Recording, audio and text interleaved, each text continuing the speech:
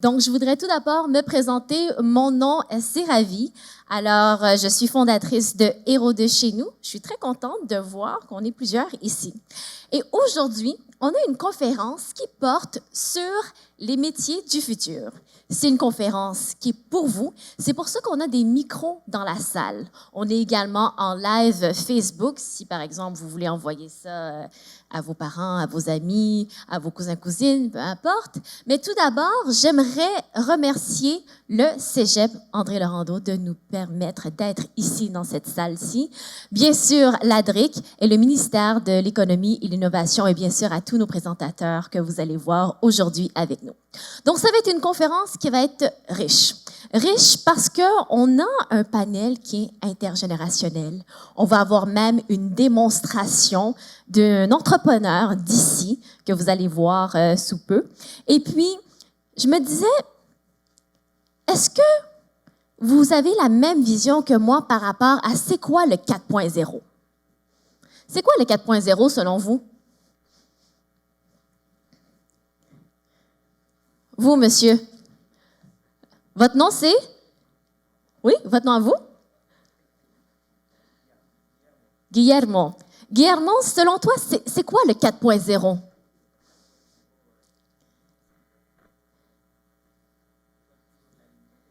OK, les nouvelles technologies.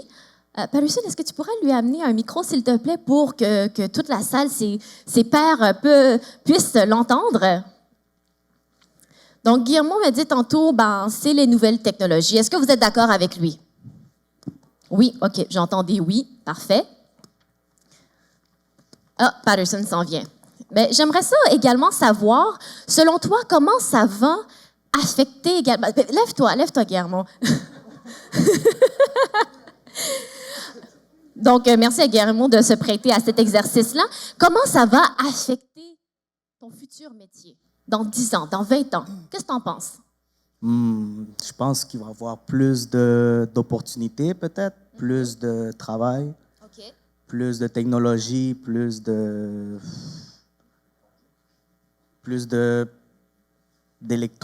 choses, comment dire, Donc, ça va être plus électrique, les choses vont être plus plus... d'automatisation. Ouais, exactement. OK, parfait. Donc, plus de travail, également plus d'automatisation. Merci beaucoup pour ta réponse. De rien. Alors, donc aujourd'hui, je vais vous parler un petit segment. Donc, j'ai quelques minutes avec vous avant d'entrer notre premier conférencier. Et puis, je voulais vous parler de la domotique. Pour ceux qui ne savent pas c'est quoi la domotique, on parle énormément d'objets qui sont connectés. Donc, je ne vais pas énormément rentrer dans les détails parce que je vais laisser notre professeur par la suite vous parler de ce que c'est le 4.0. Mais en fait, juste pour vous donner une idée, levez votre main ceux qui ont un assistant vocal. OK. Est-ce que toutes ces personnes-là utilisent leur assistant vocal? Oui, non, oui, non. OK, j'entends des oui et des non. Donc, dans le futur, rapidement, j'aimerais vous montrer qu'est-ce que c'est la domotique. Donc, pour ceux qui ne sont pas au courant de ce que c'est la domotique, c'est les objets qui sont connectés, qui vont avoir énormément de données. Donc, qu'est-ce qu'on voit ici? Comme vous le voyez, vous avez votre bouilloire qui est connecté. Vous avez votre bouilloire qui est connecté parce que si vous décidez de vous faire, par exemple, un thé, un café, un chocolat chaud, vous avez juste, par exemple, à le dire à votre téléphone, à votre assistant vocal. Et ils sont connectés également avec votre pièce, avec votre télévision qui sait exactement quand est-ce que vous aimez vos émissions préférées et que même qui va les enregistrer de l'avance. Et puis, dans qu'est-ce qu'on voit dans les métiers du futur, j'aimerais vous partager également lorsque j'étais au secondaire. Au secondaire, je ne savais pas exactement ce que je voulais faire. Je savais que j'aimais beaucoup les mathématiques. Et aujourd'hui, j'exerce le métier de scientifique de données et je travaille en intelligence artificielle. Donc, je travaille en intelligence artificielle, mais autant au secondaire, au cégep, même à l'université, quand j'ai décidé de rentrer en mathématiques à l'Université de Montréal, je n'étais pas certaine que j'allais travailler là-dedans. En fait, ça n'existait même pas encore, ce métier-là. Si on parle aujourd'hui d'assistants vocaux, quand j'étais à l'école, ça n'existait pas. Même mon cousin avait étudié en histoire. Mon cousin a étudié en histoire et puis il n'avait pas trouvé auparavant, malheureusement, de job. Mais aujourd'hui, qu'est-ce qu'on voit? On voit des historiens qui sont engagés, par exemple, pour des jeux comme Assassin's Creed, par exemple. Donc, ils ont pris énormément d'historiens pour recréer certains moments historiques dans ces jeux-là. Donc, on revoit les métiers qui sont réinventés. Et sur ce, j'aimerais, pour la suite, vous parler de Sophia. Est-ce qu'il y en a qui connaissent Sophia the Robot? Oui? OK. Non, vous c'est normal. Vous, c'est normal parce que vous êtes des panélistes et les conférenciers. En fait, moi, j'ai regardé Sophia, c'est un robot humanoïde. Et pour ceux qui ne la connaissent pas, Sophia est capable de reconnaître les expressions faciales. Ils sont capables de reconnaître comment vous vous sentez. Et même, par exemple, si je me sens triste, elle va moduler son discours. Elle va également faire une expression faciale qui va être plus bienveillante. Elle va être capable de me consoler. Donc, souvent, qu'est-ce qu'on voit de Sophia? C'est qu'elle répond à des questions qui sont très faciles. C'est supposément un des robots humanoïdes le plus intelligent sur la Terre. Donc, lorsque j'ai été en mission commerciale à Lisbonne, il y a moins d'1 an, j'ai rencontré Sophia. J'ai rencontré Sophia et puis je lui ai posé une question parce que le chef scientifique de données a dit « Sophia est une version améliorée, plus intelligente, deep learning, apprentissage profond, blockchain. » Je dis « Wow! » Je vais lui poser une nouvelle question. Et donc, j'ai décidé de lui demander « Sophia, sachant que les humains créent des algorithmes qui peuvent être biaisés, qui peuvent avoir des erreurs, quelle serait une des solutions pour pas que ça l'arrive? » Qu'est-ce que vous croyez qu'elle m'a répondu?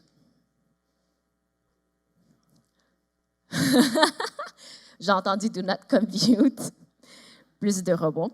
En fait, suite à cette question, elle m'a regardé droit dans les yeux, à gauche, à droite. J'ai entendu son ventilateur. Fin de la conversation. En fait, elle n'était pas capable de répondre à cette question-là. Alors, pour toutes les personnes dans mon entourage qui me disent « Ah, mais Ravi, qu'est-ce qui va arriver lorsqu'il va avoir la singularité, lorsque les robots vont dépasser les humains? » Et je me dis, ben, écoute, supposément, le robot le plus intelligent du monde avait des gardes du corps pour garder son corps. Elle n'avait pas ses jambes cette journée-là parce qu'elle risquait de tomber. Ses bras ne bougeaient pas et puis elle n'était pas capable de répondre à ma question. Donc, pour l'instant, ça va, mais comment est-ce qu'on peut éventuellement moduler cette situation-là? Qu'est-ce qui va arriver dans 20 ans? Qu'est-ce qui va arriver dans 30 ans? Donc, j'aimerais vous introduire à professeur Hani Mustafa. Donc, Hani, si vous pouvez venir sur scène. Donc, Hani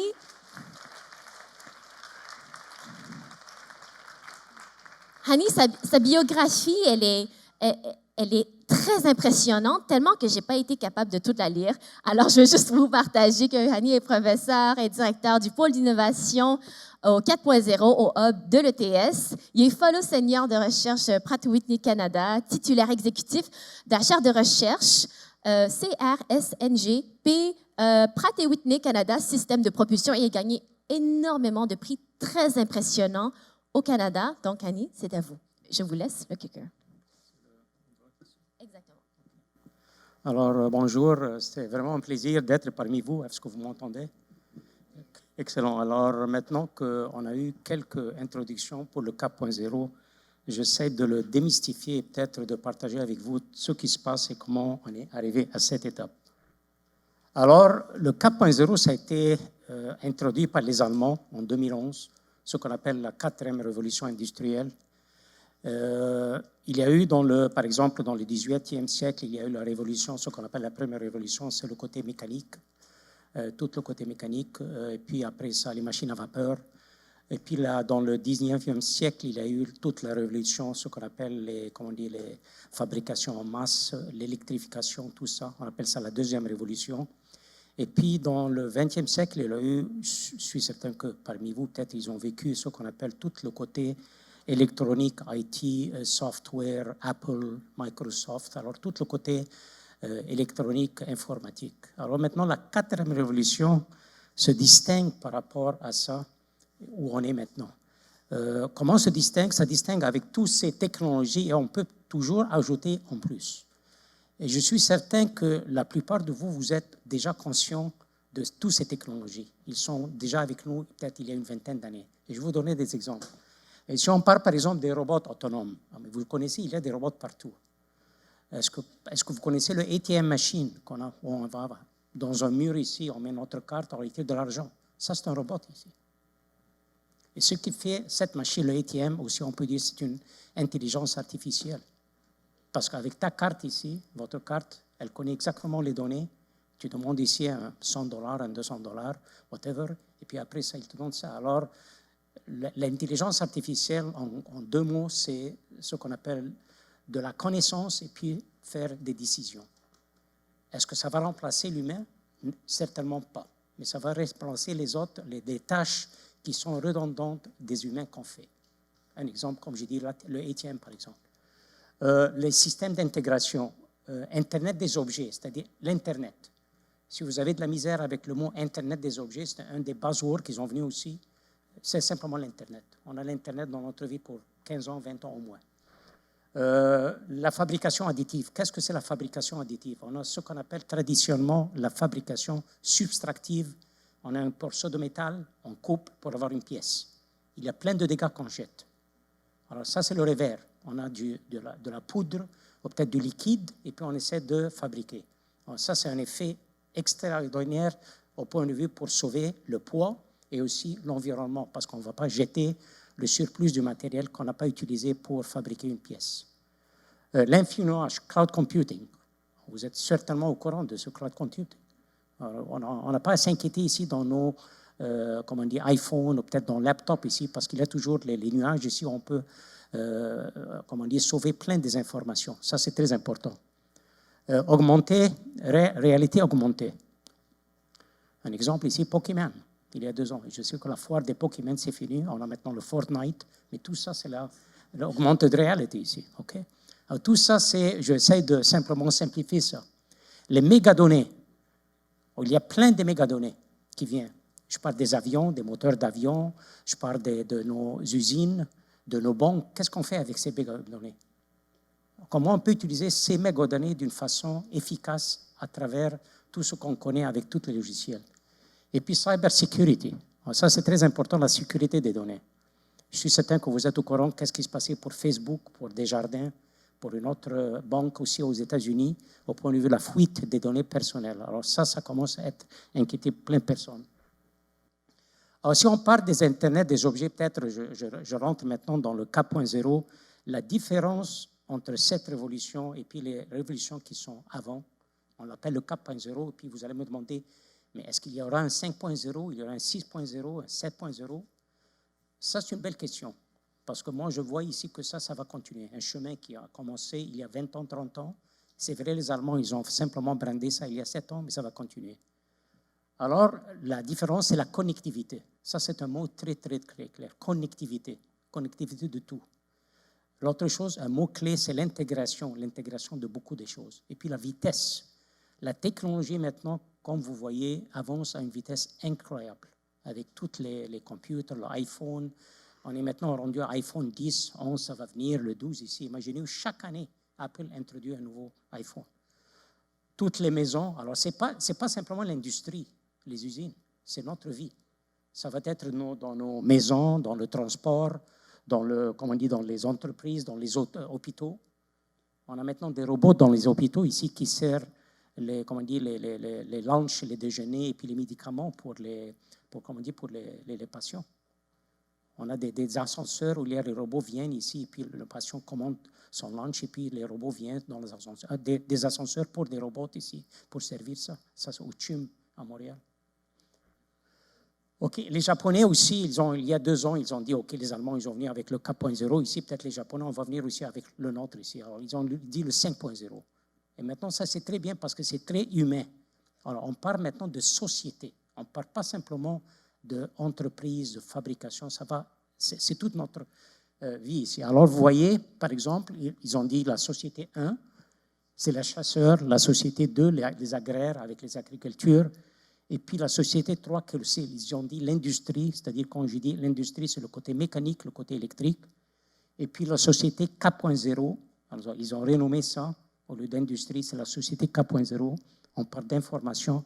Et finalement, où on est maintenant, ils parlent de la société 5.0. On parle d'intelligente numérique, super intelligente numérique.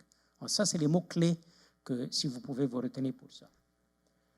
Et ça, c'est un de mes diapositives qui sont un peu publiques ici. Et puis, alors, la révolution, ce qui se passe maintenant, et si vous allez sur Google, simplement taper Industrie 4.0, vous allez trouver plein de reportages. Alors, vous voyez ici, elle est déjà dans notre quotidien.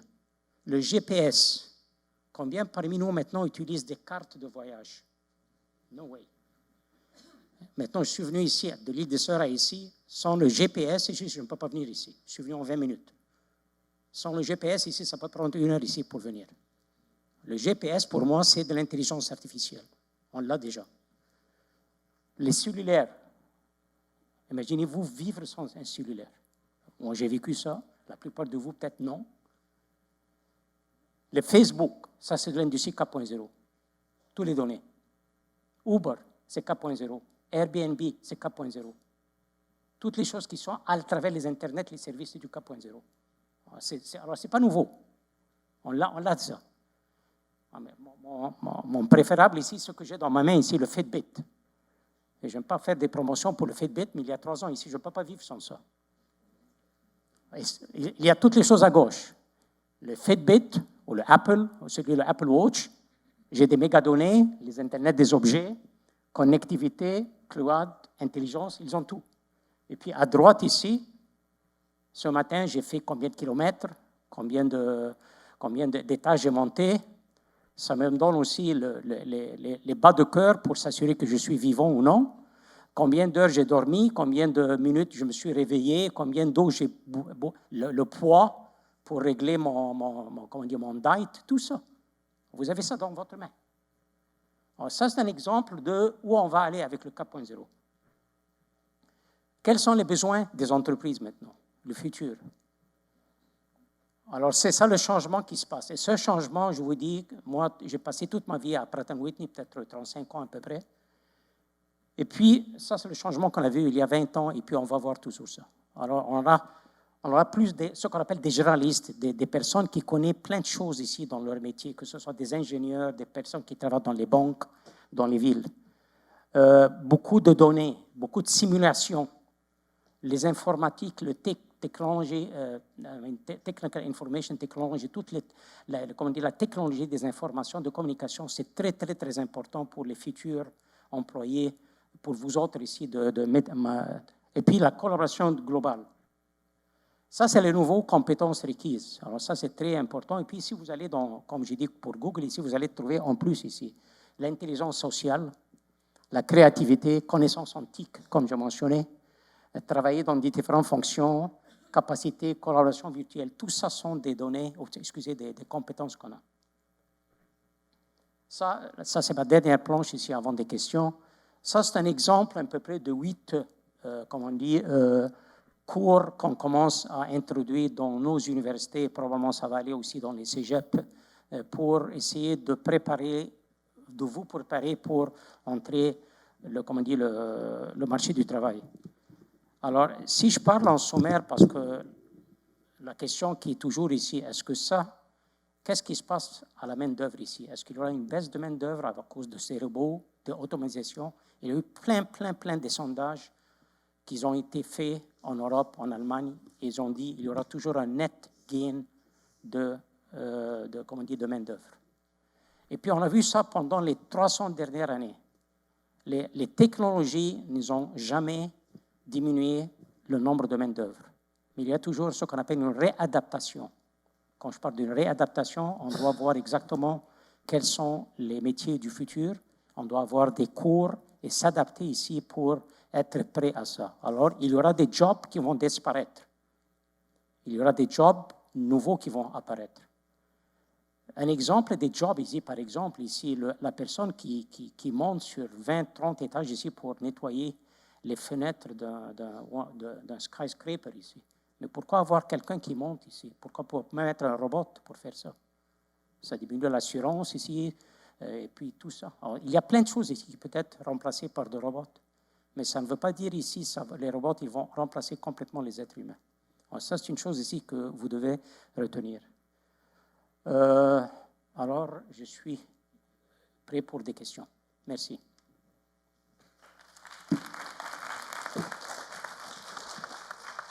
Merci beaucoup, professeur Mustapha. Merci pour votre partage. Je me demandais, c'était quoi la première chose que vous avez fait ce matin? Est-ce que vous avez regardé votre cellulaire? Absolument. OK. Ah, absolument. J'ai regardé mon cellulaire, voir mon agenda, tout ça, et puis je suis allé sur mon laptop, et puis je commençais à marcher chaque matin ici. J'habite à l'île des Sœurs, je marche dans la forêt pour voir Et les vous avez feuillages, regardé votre et montre. puis je regardais la montre Oui. pour exactement voir qu'est-ce que... Alors, c'est ça. Il y a un très grand nombre de pourcentage de personnes qui regardent leur cellulaire avant d'aller à la salle de bain. Donc, c'est une nouvelle statistique qui est sortie. Donc, je me demandais s'il y avait des questions dans la salle. Nous avons ici un professeur qui a énormément d'expérience. Alors, si vous avez des questions, n'hésitez pas. On est aussi sur le Facebook Live. Donc, si les gens ont des questions. Donc, je vois que Michel a des questions. Oui, Michel.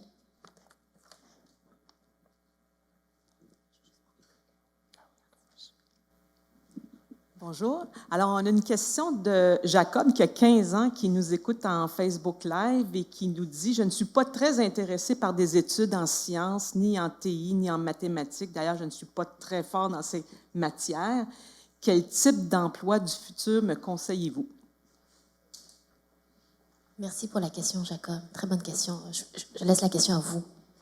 Mais il y a toujours des domaines ici qui ne sont pas des sciences, je parle les domaines des sciences humaines, disons-nous. Les hôpitaux. Il y a plein de choses ici. Je ne veux pas parler des banques ici, malgré que les banques ici n'exigent pas beaucoup de connaissances de mathématiques, avec tout le fait que tout est maintenant automatisé avec tous les logiciels qu'on a. Alors, je ne veux pas ici que les étudiants qui sont maintenant en secondaire, comme vous autres, commencent à avoir peur des mathématiques ici. Moi ici, OK, j'ai une maîtrise, PhD, mais je déteste les équations. Mais je n'utilise pas les équations maintenant. Tout est programmé. Alors, ça ne veut pas dire ici, c'est bien d'avoir les basics ici, mais je ne veux pas ici que ça, c'est un bloc ici pour suivre, parce qu'il y a plein des opportunités avec tout le monde automatisé, avec les softwares, les logiciels. On ne parle pas des années 40-50 ici. Oui. Alors, salut. Moi, c'est Michael. En fait, je ne vais pas faire un métier dans le futur. Je veux créer un métier dans le futur. Mon objectif, c'est de créer un produit révolutionnaire à moindre coût et accessible au monde entier. Donc, ça, c'est mon objectif. Mais pour le moment, je vais apprendre. Je suis en train d'apprendre pour le moment, mais pas forcément pour faire un métier. C'est vrai que je vais commencer par un métier, ça c'est sûr, mais l'objectif final, c'est de créer quelque chose. Excellent. Et ça, je vais le créer. Et voilà. Merci beaucoup pour ton partage, Michael. J'apprécie exactement ce que tu veux faire ici. Ça, c'est ce qu'on appelle entrepreneuriat. Alors, tu vas apprendre pour être un entrepreneur, pour avoir ta boîte, peut-être ta compagnie, pour créer un produit. Peut-être on ne connaît pas le produit aujourd'hui parce qu'il y a plein de choses qui avancent très vite ici. Alors, on ne sait pas ici quelle sorte de produit, mais ça, c'est un bon objectif ici.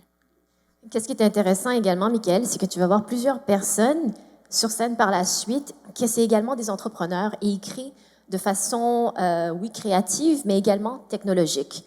Il y en a qui c'est relié à la technologie, il y en a qui c'est algorithmique et il y en a que ça l'est pas. Ils aident, par exemple, dans les métiers du futur. Donc, pour répondre également à la question de Jacob, il y a énormément de métiers qu'on peut créer, qu'on peut faire sans nécessairement faire la programmation algorithmique. Moi, j'adore faire la programmation algorithmique, mais je vous avouerai que c'est même pas 30% de mon temps. Parce que qu'est-ce qui est énormément important, c'est la connexion entre les personnes.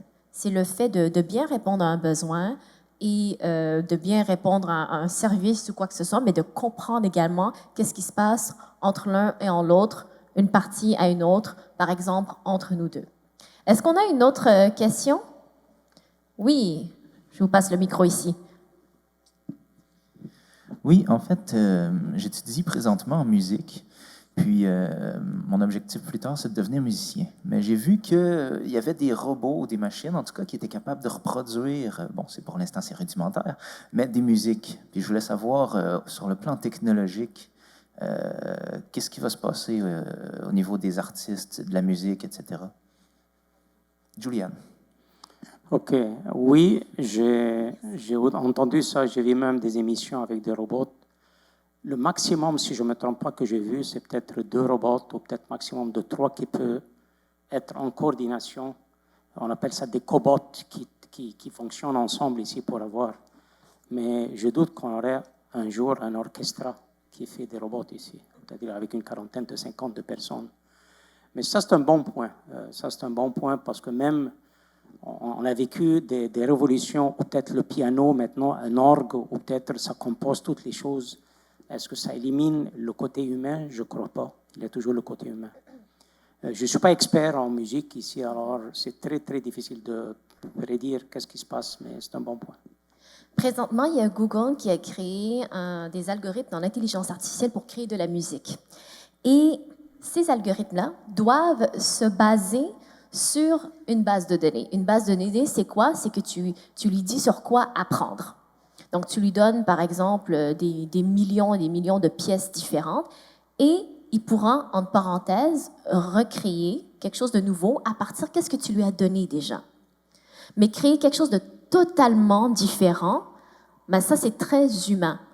Un algorithme recrée selon qu'est-ce que tu lui donnes. Mais de créer quelque chose à partir d'absolument rien, ça va être extrêmement difficile pour lui. Donc, on n'est pas encore rendu là. Est-ce qu'un jour, on va l'être? Peut-être que oui, peut-être que non, mais c'est également à nous de décider comment est-ce qu'on veut créer nos futurs algorithmes également. On appelle ça des fois un human in the loop, c'est-à-dire ajouter un humain, comme M. Moustapha l'a dit. Alors, ajouter un humain pour qu'il crée également le cobot, c'est un robot collaboratif qui travaille avec les humains. Est-ce qu'on a une autre question? Oui, monsieur. Si on peut lui... Si vous pouvez vous lever, Paulson va vous trouver plus facilement. Merci. Oui, parce que normalement, pour voter, ils utilisent un papier. Est-ce que plus tard, ça va être technologiquement, genre en ordi ou... OK, ça, il y a déjà des pays qui font ça. Et puis, je crois qu'on est un peu en retard au point de vue du Canada pour faire ça. Alors, je suis certain ici qu'un jour viendra où on aura des votes électroniques. Tu peux faire ça à la maison avec un password, avec tout ça. On n'a pas à se déplacer pour avoir des fils, surtout s'il y a de la neige ou tout. Oui. J'aimerais ça également renchérir. Si vous avez pu voter cette année, sur le carton électoral, vous avez vu que vous pouvez également voter de façon électronique si vous êtes à l'extérieur du pays. Exactement. Donc, présentement, c'est disponible pour le faire. Exactement. Éventuellement, est-ce qu'ils vont le faire? Avis totalement personnel, je crois que oui. Dans combien de temps? Ça, j'ai un peu plus de la misère à voir dans combien de temps est-ce que les gens vont décider à le faire pour avoir une reconnaissance digitale unique. Mais ça se fait maintenant. Quand eux, ils font la publicité, on voit leur visage sur les pancartes. Est-ce que plus tard, ça va être électroniquement, comme avec des écrans? Comme ils vont afficher des écrans sur les rues pour voter. Non, pas pour voter, mais pour comme afficher leur intérêt à être élu. Tout ça c'est possible ici, avec tout le côté. Mais on n'a pas simplement pour le... J'hésite ici à regarder les plans car sur les autoroutes ici pour éviter les accidents, peut-être éviter les cônes oranges, disons-nous. Mais il y a plein de choses ici qui peuvent être à travers l'Internet où tu peux apprendre plein de choses ici sur tous les partis, les élections, leurs buts, leurs objectifs, tout ça. Alors, c'est ça qu'on a vu. On n'est pas dans les années 40, 50 ici. Ce n'est pas simplement les journaux, c'est l'Internet qui nous donne toutes les informations. Oui. On va prendre une dernière question ici. Votre nom, s'il vous plaît? Audrey. Audrey? Ma question, c'est quoi le parcours de M. Moustapha, son parcours scolaire? OK. Je pourrais prendre 2 heures pour ça. OK. Premièrement, je suis moitié égyptien, moitié canadien, moitié anglais. OK. Je suis 1,5 alors. Alors, mon parcours, je suis génie mécanique. J'ai un bac de l'Université du Caire et puis je suis venu au Canada il y a à peu près 50 ans. Et puis j'ai fait ma maîtrise, mon doctorat en génie aérospatial. J'ai débuté ma carrière chez Pratt & Whitney. J'ai passé à peu près 40 ans de ma carrière chez Pratt & Whitney. J'étais directeur de tous les programmes de technologie de Pratt. Il y a 10 ans, j'ai décidé de prendre ma retraite qui n'a pas duré longtemps, simplement 2 mois. Et puis, j'essaie d'aider l'économie. Comme vous connaissez, il y a plein de pénuries de main-d'œuvre. Alors, c'est pour ça, ici, je compte pour vous de me remplacer un jour. Alors, je suis maintenant à l'école technologie supérieure depuis 10 ans comme professeur et puis directeur du 4.0. Et puis aussi, j'ai des projets avec Siemens, Pratt & Whitney. Alors, c'est ça que je fais dans ma vie. Merci pour la question. Est-ce que ça vous incite à faire quelque chose? OK. Merci. J'aimerais simplement terminer avec la période de questions. Un conseil que j'aimerais donner à tous les élèves, je donne ça aussi à mes étudiants à l'université, c'est de ne pas arrêter d'apprendre. C'est très, très important. Même à 60, 70 ans, 80 ans, on apprend. Si vous voulez apprendre du 4.0, venez pour les séances comme ça. Allez sur le site. Allez pour des conférences, des forums. N'hésitez pas. Ce que vous apprenez à l'école, je vous dis, c'est presque 50% que vous avez besoin dans votre vie. Il y a un autre 50% qui vient avec toutes les connaissances que vous avez, que ce soit de ces formations continues ou peut-être des conférences. Alors ça, c'est très, très, très important. Et bonne chance. Merci beaucoup, professeur Mustapha.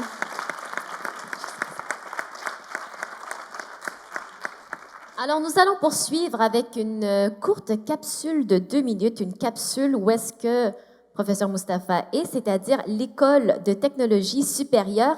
Ce que je dirais aux jeunes qui veulent travailler avec des robots ou des nouvelles technologies, c'est que c'est vraiment un bon domaine parce que des robots, il va en avoir partout dans le futur. C'est juste le début encore de la robotique.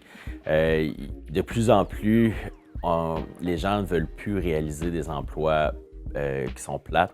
Donc, les robots sont là pour remplacer dans ces domaines-là. Donc, on va avoir besoin de beaucoup de gens en robotique dans les années à venir. La robotique, c'est super multidisciplinaire. Un robot, c'est un mélange de mécanique, d'électrique. C'est aussi du logiciel, de l'intelligence artificielle, de la vision artificielle. Donc, à peu près tous les domaines de l'ingénierie mènent à la robotique. On va apprendre différents aspects de la robotique, l'électronique, la mécanique, les capteurs, la communication, beaucoup de choses différentes. J'ai toujours été intéressé par l'électronique. Je dirais, très, très jeune, j'ai commencé avec un DEP en électronique. Donc, c'était encore dans le temps du secondaire où j'ai fait ça. C'est probablement là que ça a commencé en réalité. J'ai eu un programme spécial où on faisait une partie secondaire, partie DEP en même temps. Donc, je faisais un DEP durant mon secondaire, essentiellement. J'ai touché à l'électronique la première fois là, et de fil en aiguille, je suis tombé dans l'automatisation et ensuite la robotique.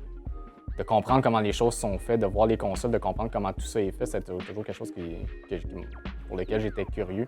De comprendre comment on pouvait avoir une cartouche en plastique puis avoir un jeu à l'intérieur de ça, puis comment tout ça pouvait passer dans une télévision, ça m'a toujours vraiment passionné de savoir comment ils réussissaient à faire ça. Maintenant, évidemment, je comprends. Maintenant, ce qui est bien, ce que j'avais pas dans mon temps, il y a beaucoup de cours qu'on peut trouver sur Internet. Des fois, il y a beaucoup de vidéos YouTube, des gens qui ont beaucoup d'expertise puis qui viennent simplifier les choses. C'est quelque chose qui manquait beaucoup dans le temps d'avoir une information très compliquée, de la simplifier pour que quelqu'un qui n'a pas les connaissances de comprendre ça par soi-même, de juste comprendre déjà des principes de base. Des choses que j'ai dû apprendre à l'école, que je ne pouvais pas nécessairement ouvrir un livre parce que je ne comprenais pas ce qui était écrit dans le livre. Je n'avais aucune base pour comprendre tout ça. Donc, je dirais que les vidéos YouTube, c'est une très bonne place à commencer, juste pour avoir les principes de base. Le film de robots par excellence, c'est Star Wars. Il n'y a pas beaucoup de films dans lesquels les robots sauvent plus la galaxie, ont le plus grand impact. R2-D2, C3PO, c'est les seuls que je connais.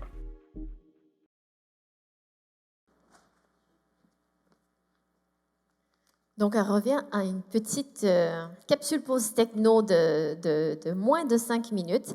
Alors, je voulais vous partager également, suite à ce que le professeur Mustapha parlait, un sondage. Et à main levée, selon vous, quelle est la tâche la plus facile pour un robot? Est-ce que c'est A, gagner une partie d'échecs avec le meilleur joueur au monde, ou B, prendre un pion avec une main robotique. Donc, à main levée, qui dit A? Parfait. Qui dit B? On en a seulement quelques-uns et la bonne réponse, c'est B. Pourquoi? En fait, le jeu d'échecs est capable, parce que vous avez un 8 par 8, 8 par 8 cases, et vous avez des règles qui sont prédéfinies à l'avance. Donc, il peut calculer toutes ces possibilités-là si vous décidez de jouer d'une certaine manière, si vous êtes le meilleur ou non joueur au monde. Donc, le robot va être capable de gagner. Ensuite, pourquoi est-ce que c'est difficile de prendre un pion avec une main robotique? Qui veut s'essayer? Comment? J'ai pas entendu votre nom. Je pense que je peux rester assis. OK, tu peux rester assis. C'est quoi ton nom? Joe. Joe, pourquoi c'est, selon toi, c'est compliqué de prendre un pion avec une main robotique?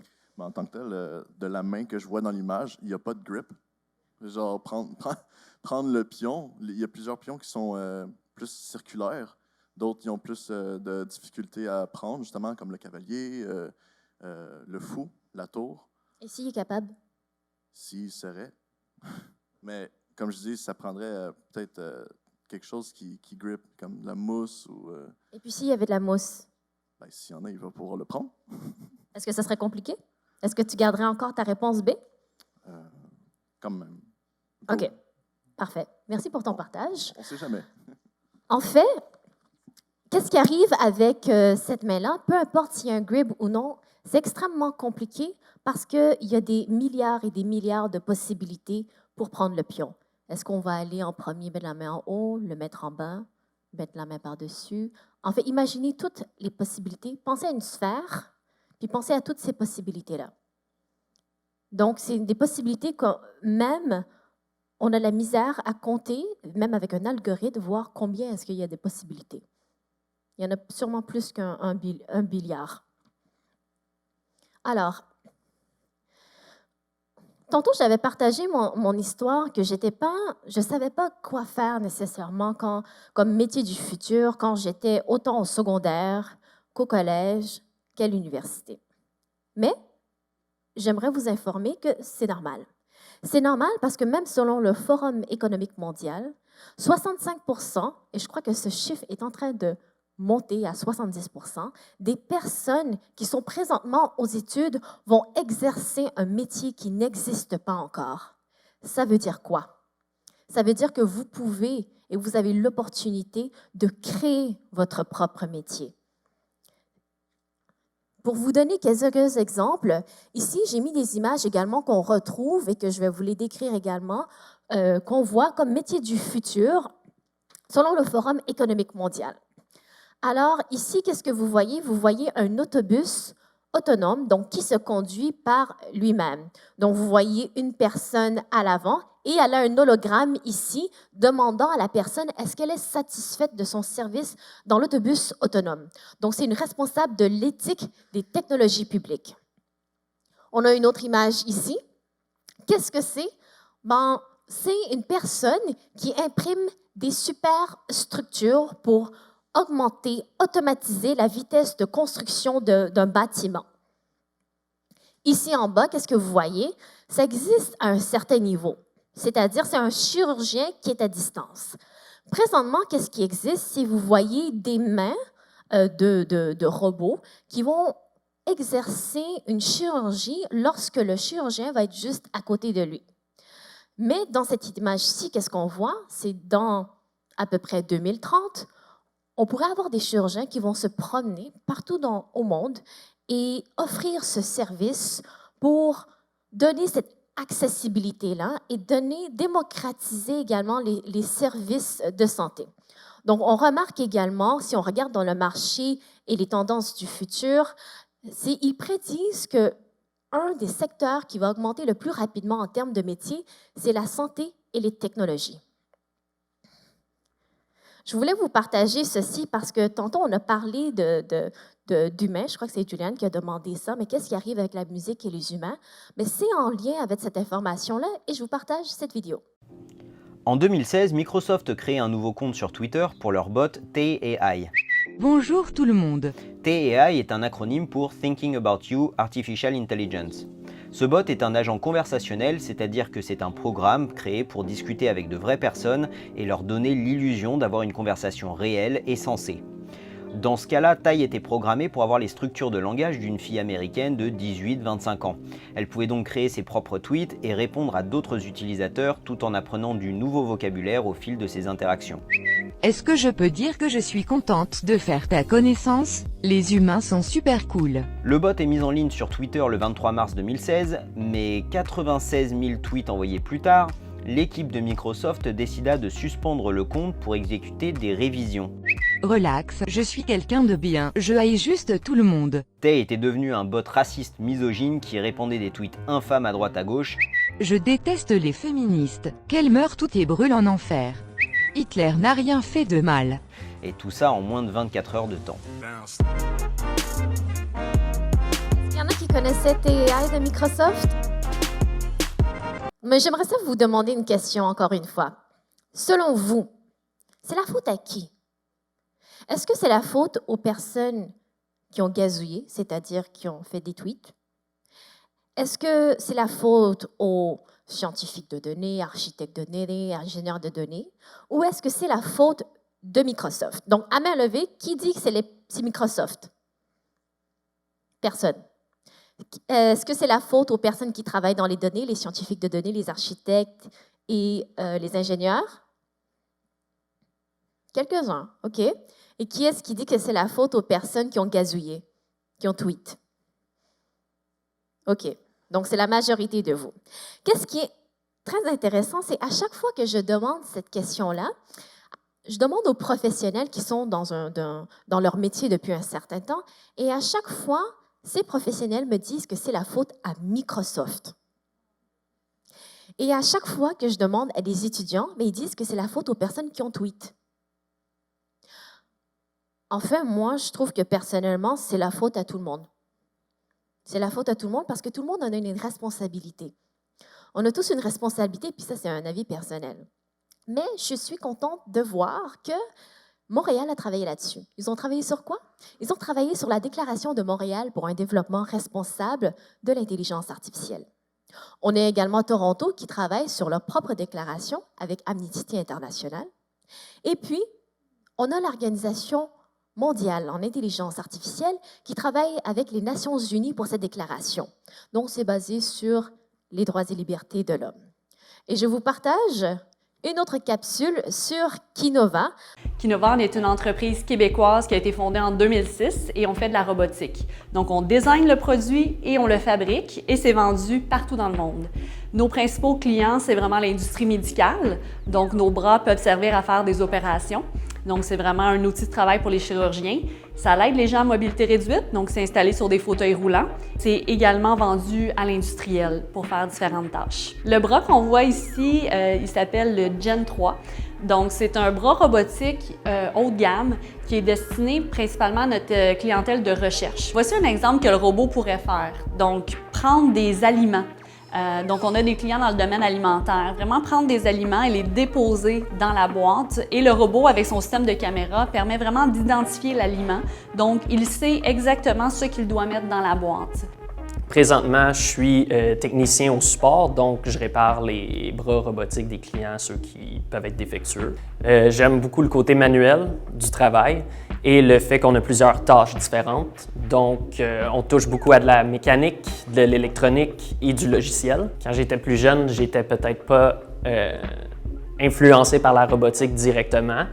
De mon côté, je jouais de la musique, je faisais du skate, peut-être pas le profil typique qu'on pourrait penser de quelqu'un qui travaille en robotique, mais j'aime ça quand même, puis je m'applique dans ce que je fais, j'aime ce que je fais. Comme vous pouvez voir, notre robot est vraiment contrôlé avec une manette Xbox, donc et oui, si vous êtes bon dans les jeux vidéo, là, vous allez être super bon pour contrôler notre robot. Pour attirer les jeunes et vraiment se faire connaître pour une entreprise comme la nôtre qui est en haute technologie, évidemment, il faut être très présent sur les réseaux sociaux. Donc, que ce soit avec notre page Facebook, LinkedIn, sur Twitter, ainsi que sur Instagram.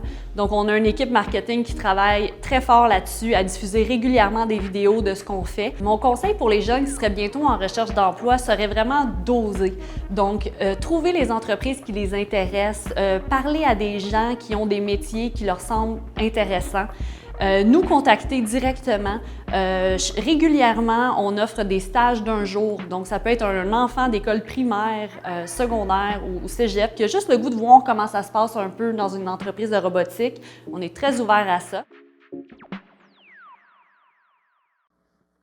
Merci beaucoup, Kinova, pour ce partage. Et c'est maintenant rendu au segment du panel intergénérationnel qui porte sur comment devenir un employé du futur, les nouveaux métiers, les recrutements. Donc, j'invite les panélistes à se présenter l'avant.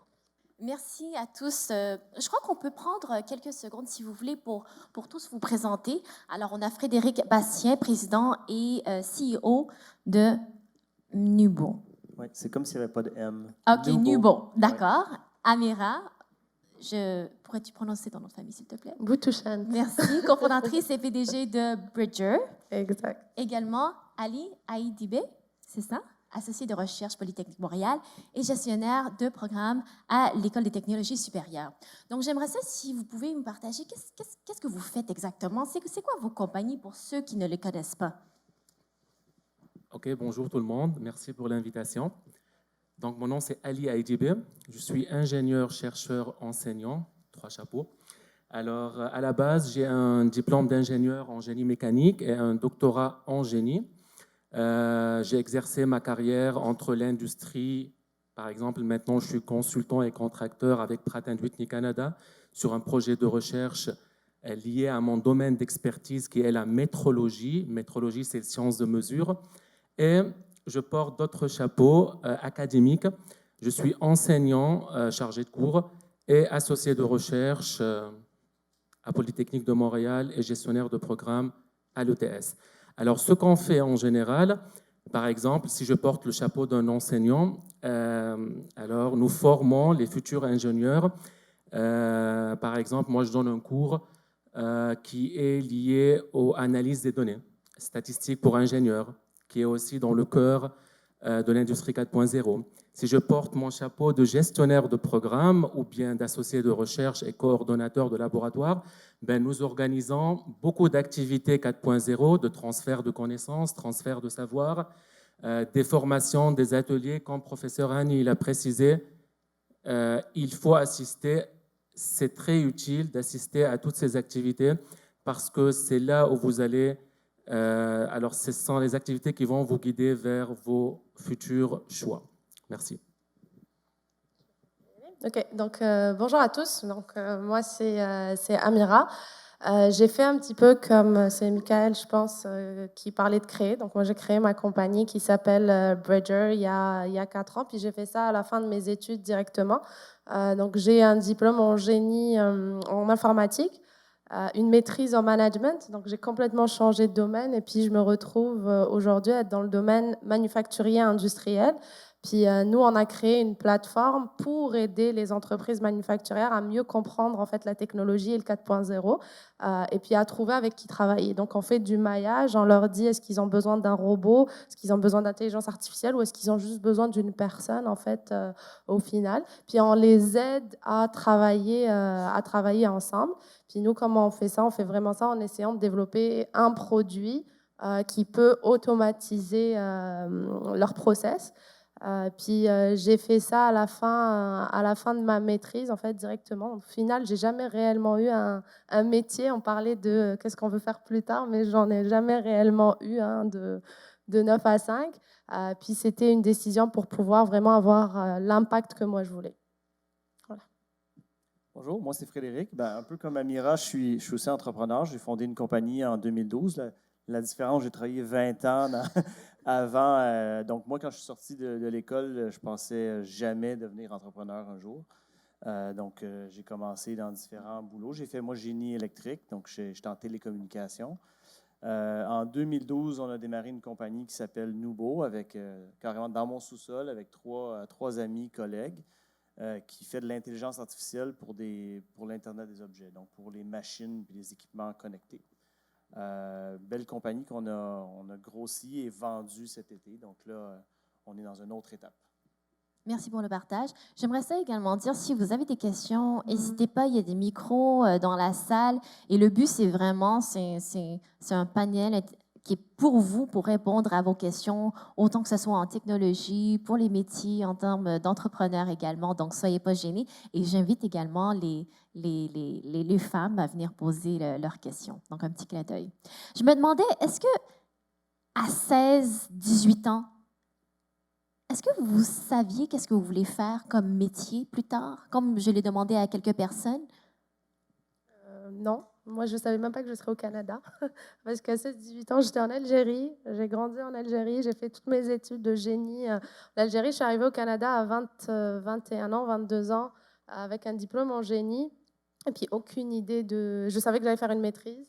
Je ne savais pas trop à quoi ça allait ressembler par la suite. Puis le fait d'être entrepreneur après venait aussi du fait qu'on m'a dit, OK, maintenant tu veux faire quoi? Tu veux rester là? Tu veux rentrer? Tu dois faire quoi? Puis moi, j'ai dit, j'ai pas envie de choisir.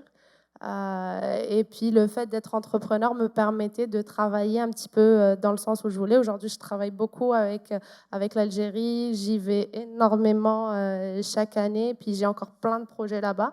Puis le fait d'être entrepreneur m'a permis d'allier en fait les différents aspects de ma vie, puis d'essayer de trouver un juste milieu à chaque fois pour faire ça. C'est pas facile tout le temps, mais au moins ça permet de créer un petit peu son propre écosystème. Merci. OK.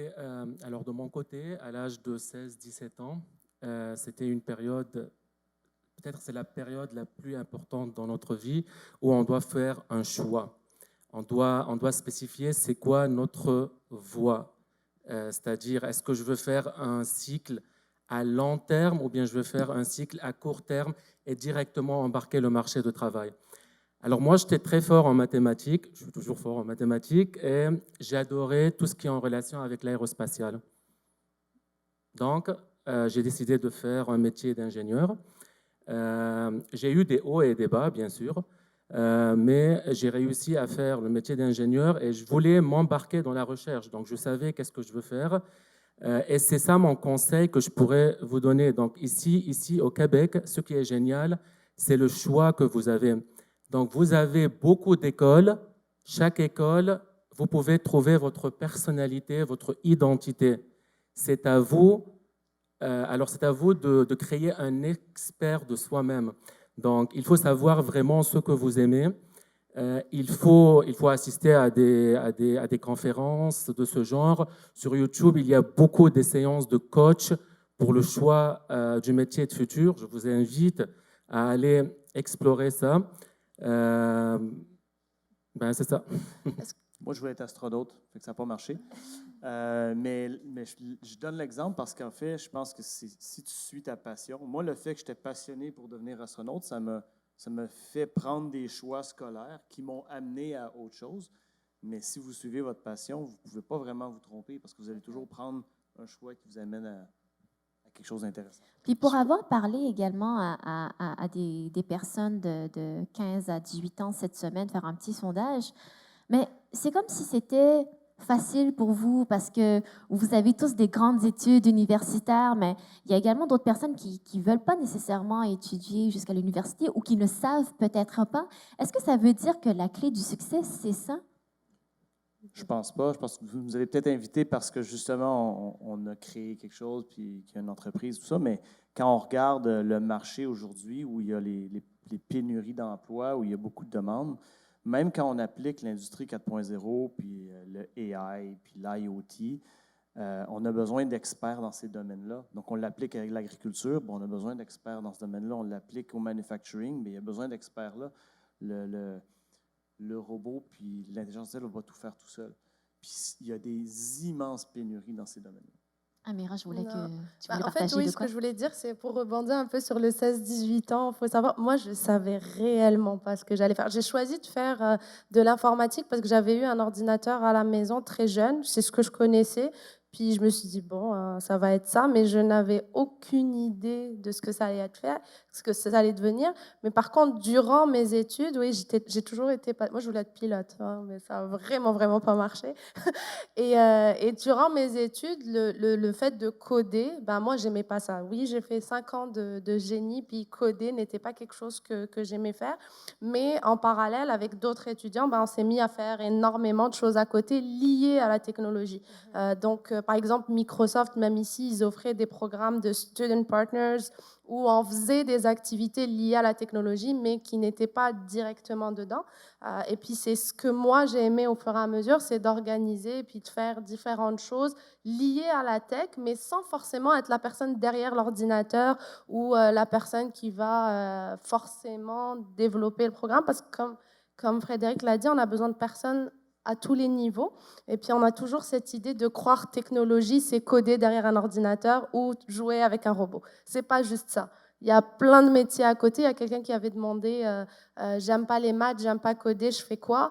Moi, j'ai une amie qui a fait des langues et qui travaille aujourd'hui pour Ubisoft pour aider à traduire en fait les jeux. Parce qu'on n'y pense pas, mais tous les jeux doivent être traduits. Puis, on utilise la technologie pour les traduire. Donc, il y a plein de façons différentes de voir la technologie et pas juste rester avec les œillères. Ali, j'avais une question pour toi. Je prends l'exemple de Hannah, à qui j'ai parlé, qui avait 15 ans hier, et puis elle dit, elle ressent ce stress de choisir ce moment vital, qu'est-ce que je vais étudier? Et puis, comme tu dis, il y a plein de choses, mais quand on n'est pas là-dedans, et puis il y a tellement d'informations, qu'est-ce qu'on fait? Où est-ce qu'on s'en va? On n'est pas sûr où aller. Ce serait quoi ton conseil? OK. 3 critères. Le premier critère, est-ce que vous aimez ce que vous allez faire? Donc, est-ce que vous avez de la passion?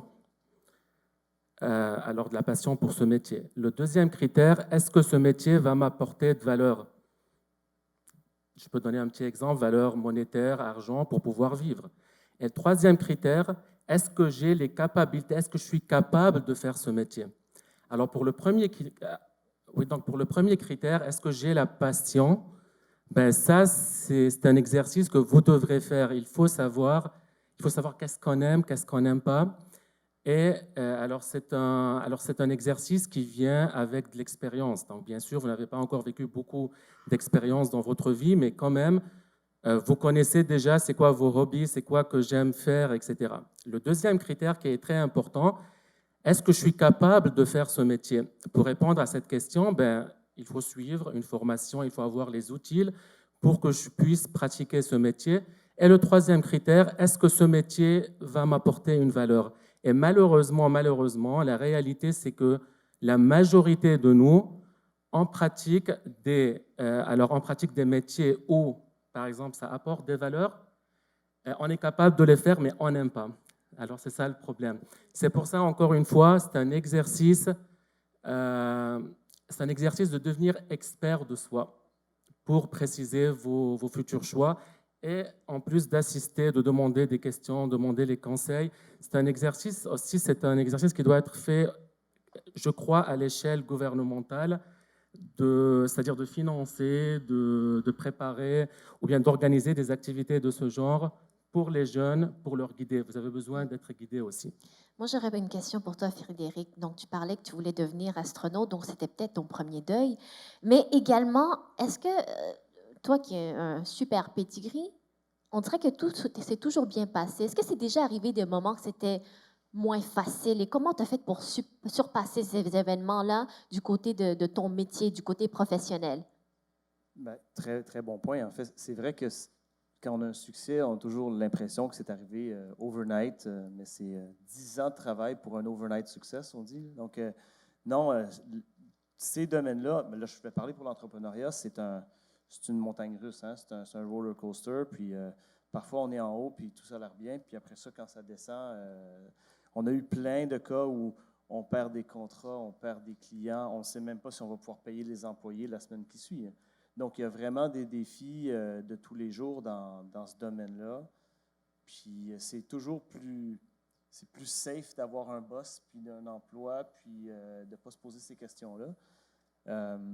Je pense qu'après, il faut juste foncer. Il ne faut pas avoir peur de se lancer dans le vide. Puis, Comment on fait pour ne pas avoir peur de se lancer dans le vide? ben, chacun a sa tolérance au risque. Donc, oui, ben, il faut prendre des risques contrôlés, évidemment, puis commencer petit, puis apprendre. L'école, moi, je n'utilise rien de ce que j'ai appris à l'école dans mon travail, dans mon quotidien. Donc, c'est quoi que tu conseilles d'abord? Notre ami disait 50%. Alors, je peux... Rien. Rien. Non, Ben alors, ici, je peux intervenir. J'utilise absolument rien.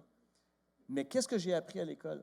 J'ai appris à résoudre des problèmes. J'ai appris à apprendre. J'ai appris à être curieux. J'ai appris à me poser des questions.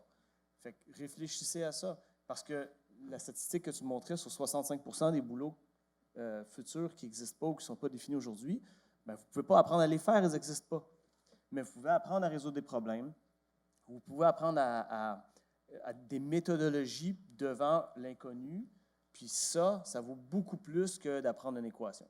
Parce que tout est sur Internet aujourd'hui, anyway. Donc, on a quelqu'un qui n'était pas d'accord? Alors, ce n'est pas que je ne suis pas d'accord, mais le fondamental, c'est très important. Par exemple, si vous voulez exercer un métier d'ingénieur, en général, l'ingénieur, c'est quelqu'un qui va concevoir un produit, machine, etc., qui va le mettre en service. Ben, là, il faut savoir au moins le fondamental, il faut être capable d'analyser, avoir l'esprit critique et tout ça.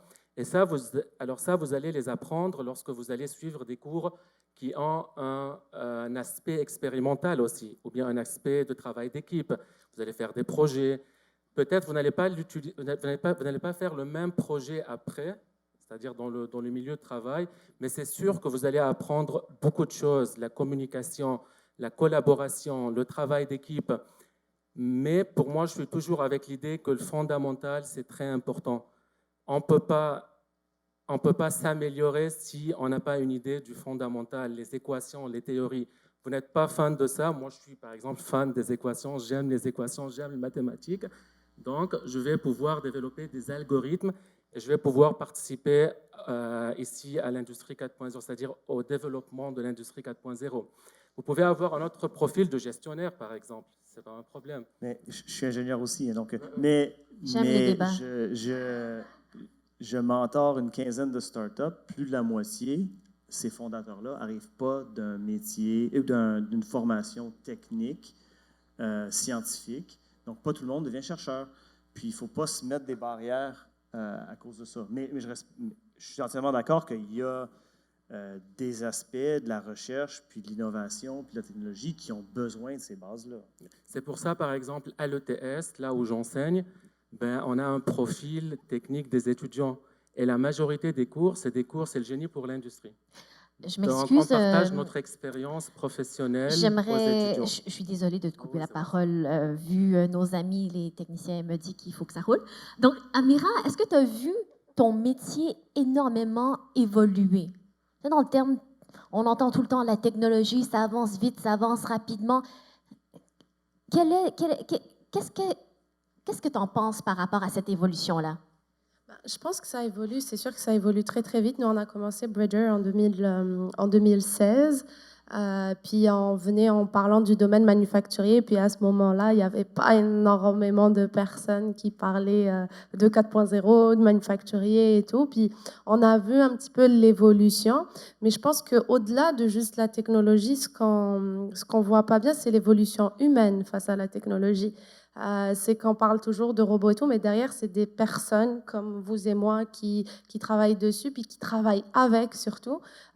Et puis la relation à la technologie, on voit qu'elle est en train d'évoluer. Parce que moi, ce que je dis, puis c'est ce qu'on dit chez Bridger, c'est une fois qu'on sait c'est quoi la technologie dont on a besoin, c'est facile.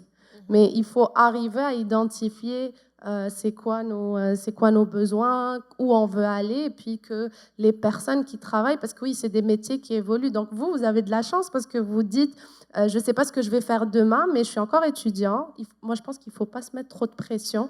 Quel que soit votre choix, vous allez pouvoir le changer. On ne vous le dit pas assez. Moi, j'ai complètement changé. J'ai fait un ingénierat, après j'ai fait du management. Ça n'avait rien à voir. Donc vraiment, il faut se dire que vous avez le choix, en fait. Puis c'est ça votre chance aujourd'hui. Il y a des gens aujourd'hui qui travaillent, ça fait 20 ans, 30 ans, qui ont le même métier, puis qui aujourd'hui on arrive, on leur dit « Hey, la technologie va venir changer ta façon de faire ».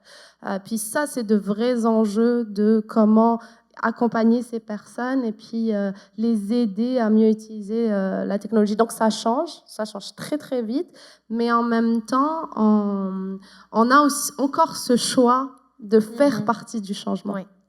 Je vais tout de suite aller dans les questions. Est-ce que vous avez des questions? Est-ce qu'on a des questions sur le web? Ah, il y a des questions ici. Patterson, est-ce que tu peux nous aider, s'il te plaît? Michel, est-ce qu'il y a des questions en ligne? Oui, il y a des questions en ligne, d'accord. On va prendre la question de Michel en premier, et ensuite on va prendre la question de monsieur ici. Et également madame ici. Et également ici. Donc, 4 questions.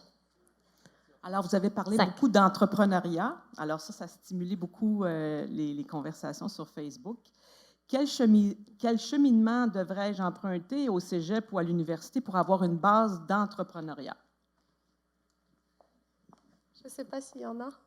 Bien, en fait, les programmes d'administration des affaires, évidemment, c'est peut-être le chemin le plus logique, là, donc finance, affaires, MBA éventuellement. Mais comme je disais tout à l'heure, les entrepreneurs que je connais, ils arrivent de tout plein de domaines.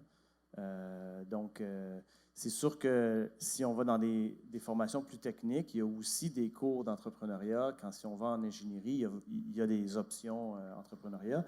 Moi, je donne des cours au secondaire 4 dans des programmes d'entrepreneuriat, évidemment à petite échelle. Fait qu'il y a différents niveaux. Hein. Je pense qu'il faudrait juste se poser la question dans quel type d'entrepreneuriat aussi. Parce que si on sait déjà où est-ce qu'on veut créer quelque chose, ça nous orientera vers quel cœur de métier on a besoin. L'entrepreneuriat, c'est vraiment des outils qu'il y a autour du cœur, de ton cœur, puis que tu apprends et que tu développes. Et puis, ça, il ne faut pas trop s'inquiéter de ça, je pense. Si le domaine qui te passionne, c'est la santé, tu étudies en santé. Et que si tu veux ensuite démarrer une entreprise dans ce domaine-là, tu auras la passion, la base, les connaissances pour ensuite t'associer. Si tu ne connais pas les finances, il y a plein de gens qui connaissent les finances qui vont pouvoir s'associer avec toi. Puis, donc, suivez votre passion. On va passer à l'autre question. Il y a aussi l'École des entrepreneurs. Ah oui, on a le droit à une autre question. Monsieur qui avait levé sa main en premier ici. Votre nom? Bonjour, Marc-Yvan. Ouais, j'aurais une question. Est-ce qu'il y a des avantages à être entrepreneur comparé à travailler pour une compagnie? Merci. Oui, évidemment. Tu n'as pas de patron. Puis tu as la flexibilité. Tu as énormément d'avantages à être entrepreneur. Mais évidemment, ça vient avec plus de pression, de stress, de responsabilité. Donc, c'est toujours donnant-donnant. Puis ça peut être bien pour ta personnalité ou pas. Je m'excuse, je vais juste aller avec une dernière question, monsieur. Soyez pas trop fâché contre moi. Donc, oui, on va aller avec l'autre question que vous avez. Moi, j'ai une question, mais je veux pas un micro. Là. Moi, je parle vraiment pas. OK. Moi, j'ai une question. Bon, si je veux m'acheter un robot personnel à la maison pour, admettons, je sais pas moi, des tâches ménagères ou pour qu'il fasse mon café, peu importe, est-ce que je pourrais avoir l'accessibilité à acheter ça ou c'est vraiment pour... Comment trop cher? Ben non, mon chum. Là, je veux savoir, est-ce que c'est vraiment pour les médecins, les chirurgiens? Aujourd'hui, avec le coût de ces robots-là, c'est plus spécialisé, mais il y a de plus en plus de démocratisation de ces technologies-là aussi. Donc, ça va arriver. Mais ce n'est pas disponible encore. Donc, mais tu peux avoir toutes les parts pour faire le tien. Présentement, on nous dit qu'on n'a plus le temps pour des questions, mais comment est-ce qu'on peut faire pour poser des questions? Est-ce qu'on peut vous rejoindre par les réseaux sociaux? Par quoi? LinkedIn, Facebook, Instagram, Snapchat, c'est quoi? Ou Academos. OK. Donc, si vous cherchez des mentors sur Academos, c'est une super belle façon aussi d'explorer les métiers qui vous intéressent. Vous pouvez me joindre par email, Facebook, Twitter, on est connectés comme vous. Oui, même chose. C'est disponible partout. Je suis sur Academos aussi. Donc, Merci énormément. Donc, je crois que vous allez être également disponible. Les gens peuvent également venir vous voir ou vous contacter via les réseaux sociaux pour vous demander leurs questions. Merci énormément. Donne une chaude main d'applaudissement pour nos panélistes.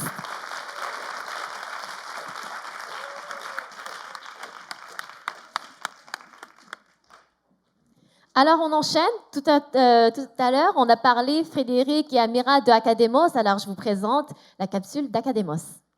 Bonjour, je m'appelle Catherine Légaré, je suis présidente fondatrice d'Academos. Vous connaissez peut-être Academos pour l'avoir utilisé à l'école. Academos, c'est une application web et mobile qui vous permet d'entrer en contact avec 3000 professionnels qui font toutes sortes de métiers et professions dans le but de vous aider à faire votre choix de carrière. Cette année, on fête notre 20e anniversaire et on a décidé d'interroger nos 100 000 jeunes utilisateurs d'Academos pour mieux connaître leur vision du marché du travail. À partir des résultats qu'on a obtenus, on a publié un rapport qui s'intitule « La génération Z et ses attentes face au marché du travail » qui a été publié la semaine dernière.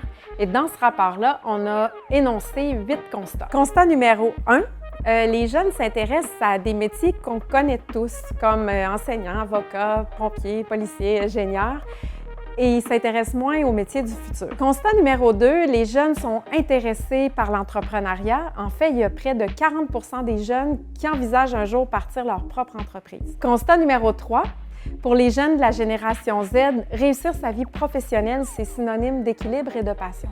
Ça veut dire bien concilier sa vie professionnelle et sa vie personnelle et aussi être passionné au travail, aimer ce qu'on fait. Constat numéro 4, les Z priorisent le bien-être et le plaisir avant le prestige et l'argent. Constat numéro 5, la génération Z valorise les défis et l'apprentissage au travail. Constat numéro 6, vous les jeunes, c'est important pour vous que les entreprises pour lesquelles vous allez travailler soient éco-responsables, favorisent la diversité ou apportent un changement dans la société. Constat numéro 7, les jeunes sont enthousiastes par rapport au marché du travail, mais ils sont inquiets également d'y entrer. Constat numéro 8, la génération Z se sent parfois mal préparée pour entrer dans le marché du travail. Et maintenant, j'ai une grande question pour vous. Êtes-vous d'accord, en désaccord avec ces constats? Si vous voulez les revoir, je vous invite à télécharger le rapport qui est disponible au academos.qc.ca/GEM, G-E-M, Z.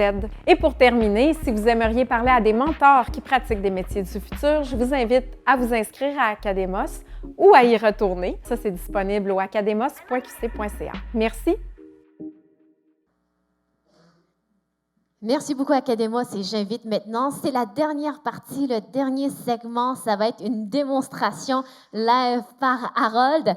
Harold Dumour, qui est CEO et fondateur de OVA, donc Connexion 4.0, présentation et manipulation d'un objet connecté. Si tu peux rapidement dire, c'est quoi OVA? Parfait, merci. Merci de l'intro, merci tout le monde d'être là. À vrai dire, j'ai préparé même une petite présentation, donc ça va dire, ça me prend 5 minutes. Dans le fond, quand j'étais au secondaire, juste pour parler un petit peu de moi rapidement, pour que vous ayez mieux comprendre mon cheminement, peut-être ça pourrait aider certains d'entre vous, j'étais un... Non, ça marche? C'est bon, excellent. La technologie est miraculeuse, je suis connecté à mon ordi. J'étais un ancien hacker, dans le fond, je ne sais pas si vous avez connu Musique Plus. Ouais, ok, cool, parce que ça n'existe plus. Les fameuses Kardashians ont disparu de notre télé. Tout ça pour dire, j'étais un hacker, j'avais mis Elton John au numéro 1, ça peut-être vous ne connaissez pas, mais bref, c'était devant Linkin Park. Dans le temps, Linkin Park était toujours numéro 1, fait que j'ai réussi à le mettre en avant. Aussi, j'étais aussi un bon racer, on appelait ça comme ça. Je piratais les jeux de Dreamcast puis de Xbox back in the day. Puis, bref, la vie a passé, puis... il marche, OK. Puis là, je me compare un peu avec Keanu Reeves. J'ai décidé d'aller, donc, de ramasser du cash puis d'aller dans une île perdue. Puis là-bas, on m'a demandé si je pouvais créer un vin d'ananas. Puis j'ai dit, why not? J'avais vraiment besoin d'une job. Fait que j'étais ingénieur industriel à l'époque et en pleine étude. Puis pendant cet été-là, j'ai eu la chance de pouvoir surfer et de faire ce fameux vin d'ananas qui est toujours en vente là-bas. Donc, ils n'ont pas encore découvert que ça goûtait mauvais. Puis, bonhomme allant, dans le fond, j'ai décidé de mettre un suit, puis de devenir plus sérieux, de devenir entrepreneur. Mais bref, des fois, je ne l'ai pas toujours. Mais pas comme John Wick, inquiétez-vous pas, je ne travaille pas pour la mafia russe comme tueur à gages. Tout ça pour dire que ça m'a permis de faire des belles rencontres, de voyager. Puis on parlait beaucoup de passion, mais je voudrais dire que c'est aussi une histoire de persévérance, le cheminement académique. Moi, mon cégep, je l'ai fait en 2 ans et demi, puis failli le faire en 3. À vrai dire, j'ai dû revenir au cégep parce qu'on m'avait dit que je n'avais pas fait le dernier examen quand j'étais rendu à l'université, chose que j'avais oubliée. Puis finalement, mon université, je l'ai faite en 5 ans. J'ai gradué en génie industriel, j'ai continué au MBA, puis finalement, j'ai droppé mon MBA pour commencer OVA. Maintenant, avant de commencer pour vous parler d'OVA, Steve Jobs.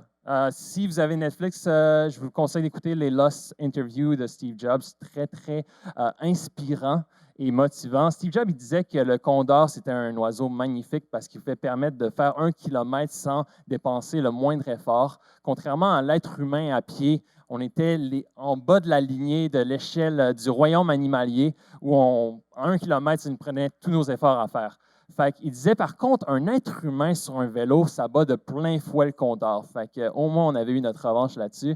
Il disait que l'invention de l'ordinateur allait être un peu la bicyclette de notre cerveau. Chez OVA, on est dans le domaine de la réalité virtuelle augmentée, puis ce que je pense, c'est que le spatial computing, en bon anglophone, c'est ce qui va être la motocross ou la moto super puissante de notre cerveau. Aujourd'hui, ça va être une bonne journée parce que je vais vous parler, Today was a good day, de Ice Cube, de comment justement la réalité mixte peut être maniée avec l'intelligence artificielle. Je ne sais pas si vous connaissez ce film-là, c'est Her, puis il y avait Scarlett Johansson qui parlait à travers un système d'opération, donc un OS tel que Windows ou Alexa. Puis dans le film, dans le fond, tout le long, il communique avec quelqu'un, puis c'est avec ça qu'il interagit dans la vie. Puis les systèmes d'opération, dans le fond, ils sont nés il y a 33 ans pour montrer à quel point la technologie évolue vite. Attendez, je vais mettre là. Puis ensuite, après ça, il y a eu le Mac, il y a eu iOS, il y a eu Alexa, il y a eu Google Home. Puis où on s'en va, c'est où que le futur, selon moi, se dirige, c'est vers justement pouvoir être connecté avec un avatar, donc que tout soit rendu ultra spatial. Puis entre autres, en parlant d'avatar, ça c'est où on est rendu aujourd'hui. Donc dans les laboratoires de Magic Leap, c'est vraiment très, très semblable à un être humain, les caractéristiques physiques. C'est sûr que ça prend un ordinateur ultra puissant, donc que le commun des mortels ne pourrait pas acheter. Mais avec ce qui s'appelle la loi de Moore, les technologies évoluent très vite, puis bientôt, on va être rendu à pouvoir avoir ça sur nos ordinateurs ou dans notre casque de réalité augmentée. Ça, c'est une influenceuse qui a 1,5 million de followers. En tout cas, elle avait ça en janvier. Cette fille n'existe pas. Donc, les avatars commencent à être de plus en plus présents dans nos vies puis nous influencer de façon indirecte. Puis ça, c'est quelque chose, les VTubers qu'on appelle les Virtual YouTubers vont commencer à devenir très populaires. En ce moment, c'est une mode au Japon. Peut-être que ça va venir ici en Amérique du Nord, mais c'est à regarder. Qui va manager leur compte, qui va les créer, ces Virtual YouTubers ou ces Virtual influenceurs. Tu sais, si nous... on ne veut pas être la face devant, un peu comme il y avait un groupe de musique dans le temps là, qui faisait ça. C'était remplacé par des bonhommes animés, puis Gorillaz. Puis on ne savait jamais c'était qui. Ben, c'est ça, ma version 4.0. Si vous connaissez Minecraft, l'idée derrière OVA, c'est de créer, puis c'est la démo que je vais vous faire dans 2-3 minutes, c'est de faire un peu cette mécanique de jeu que Minecraft a rendu populaire, c'est-à-dire la création de monde à partir de cubes. Nous, on le fait à partir d'objets tridimensionnels. Puis tout ça est né du fait qu'après le vin d'ananas, après avoir fait une compagnie de longboard, je trouvais que c'était très long à programmer des mondes tridimensionnels. Fait que j'ai décidé, dans le fond, avec mon première personne qui s'est joint à OVA, de pouvoir faire en sorte que ce serait facile à monsieur, madame, tout le monde, de pouvoir juste glisser, déposer des objets et créer son propre monde. Un peu comme dans Tony Hawk Pro Skater 2. Il y avait un skatepark editor où on pouvait créer notre propre skatepark. Donc, l'idée était inspirée de ça. Mais à quoi ça ressemble quand on rentre dans le casque, puis à quoi ça va ressembler la démo que je vais faire? On a un menu hula hoop, un peu comme un hula hoop. Là. On peut prendre les objets tridimensionnels, on les place dans notre pièce. S'il y avait d'autres personnes avec moi dans un casque, on pourrait collaborer ensemble avec des avatars. On peut aussi programmer avec un langage de script visuel. Donc, c'est vraiment à portée de main pour ceux qui sont non-programmeurs. Ça peut être aussi, je vais me tasser comme ça je vais être plus proche du récepteur, ça peut être aussi très photoréaliste. Donc, l'environnement virtuel peut avoir l'air de notre vraie vie. Elon Musk disait peut-être qu'on est dans une simulation. Donc, quand on est dans la réalité virtuelle, des fois, effectivement, ça peut être confondant. Qu'est-ce qui est vrai et qu'est-ce qui ne l'est pas. D'ailleurs, pour revenir à Minecraft et à Facebook, Facebook a fait une étude en ce moment, la poursuit, là, où il discute avec un bot, puis il demande au bot de créer pour lui des choses comme ça. Il peut aller se faire son craft dinner ou whatever il veut manger pendant ce temps-là, pendant que le robot travaille pour lui à créer. Fait que ça, c'est la co-création avec Avatar. La co-création avec une intelligence artificielle. D'ailleurs, on parlait tantôt de Assassin's Creed. Google Stadia va sortir en novembre prochain. On va pouvoir jouer à nos jeux vidéo sans avoir acheté une console trop chère. Ça devient un peu le Netflix du futur.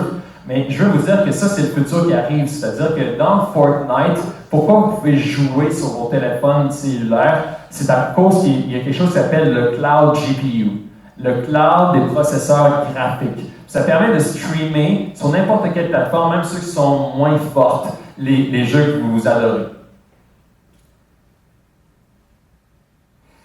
Puis, dernière petite slide avant de rentrer dans la démo. Donc, ça, c'est un peu vers où les étudiants du futur, donc ceux qui vont vous suivre, vont être rendus. Puis, on peut couper le son là-dessus, je vais l'expliquer. Dans le fond, il va arriver avec son cellulaire, il va le positionner sur le hub 5G. Pour ceux qui ne savent pas c'est quoi 5G, mais c'est après 4G. Mais blague à part, ça va permettre de transférer beaucoup plus de data. On va mettre ce casque de réalité mixte qui peut faire autant de la réalité augmentée où on superpose un peu comme Pokémon Go des hologrammes sur notre réalité. Puis on va pouvoir justement jouer à ce jeu qui a l'air vraiment plate, mais il y en aura sûrement des meilleurs. Puis, à même le même device, le même casque ou la même lunette, on va pouvoir passer de la réalité augmentée vers la réalité virtuelle. Là, le père arrive, il y a comme un face mask, un peu comme dans Snapchat ou TikTok, je pense qu'ils le font maintenant. Puis, dans le fond, ce que vous voyez à partir de maintenant, il rentre pour aller étudier dans la réalité virtuelle, donc il est entouré de ce monde d'illusions. Tout ce que vous voyez à partir de là existe déjà. C'est déjà disponible sur le Market Store de Vive qui s'appelle le Viveport. Donc, vous pouvez aller dans les pyramides de Gizeh, aller voir le sarcophage de Toutankhamon, je ne sais pas qui. Désolé, je viens pas du Caire, j'espère avoir pas dit n'importe quoi là. Mais ça, c'est fait en ce moment. Donc, tout ce que vous voyez, c'est pas un mock-up, c'est du réalisme. On peut visiter sans y aller. C'est des écoles à quoi ça ressemble en ce moment en Chine. Donc, ils sont tous connectés à un casque et ils peuvent apprendre sur des, comme je viens de montrer avec les vidéos. Puis, ça, c'est pour montrer la collaboration. Dans le fond, l'avatar, c'est un avatar, donc c'est un être humain, c'est pas un robot, c'est quelqu'un d'autre qui est dans la peau de l'avatar. Puis, ils peuvent se parler, se faire des tatas. Lui, il fait dans le fond une opération, il dit « Ok, c'est bon, j'ai fait l'opération. » Puis l'autre va faire l'autre opération. Fait qu'il peut accéder à un backpack virtuel, prendre des objets virtuels et collaborer ensemble. Donc ça, c'est ce que notre plateforme fait, mais c'est à quoi ça va ressembler le futur. Ça, c'est pas nous, mais c'est pour montrer l'intelligence artificielle un peu ce que ça peut faire. Ça, les corgis, pour ceux qui ne savent pas c'est quoi cette race de chien-là, c'est les chiens de la reine d'Angleterre. Donc, dans ce cas-là, le chien est entraîné à aller chercher le bâton, puis on peut voir qu'il est presque aussi intelligent que le corgi de la reine, c'est-à-dire qu'il prédit où que le bâton environ va tomber. Donc, c'est assez intéressant à voir comme expérimentation. Mais la meilleure façon de créer le futur, de prédire le futur, c'est de le créer. Donc, je laisse la chance à vous de créer. Et en parlant de création, je vais vous montrer maintenant à quoi ça ressemble notre plateforme en live. Puis après ça, je vais inviter quelqu'un du public à venir l'essayer. Je vais switcher tout de suite sur mon écran. Juste faire ça. Et ouvrir aussi. J'espère juste que ça va faire comme les fameuses démos de Microsoft. Ah oui, non, c'est fait. Pour l'instant. Cool. Fait que la façon d'aller. Excellent, ça marche. La façon d'aller dans la réalité virtuelle, c'est de mettre un headset, et un casque.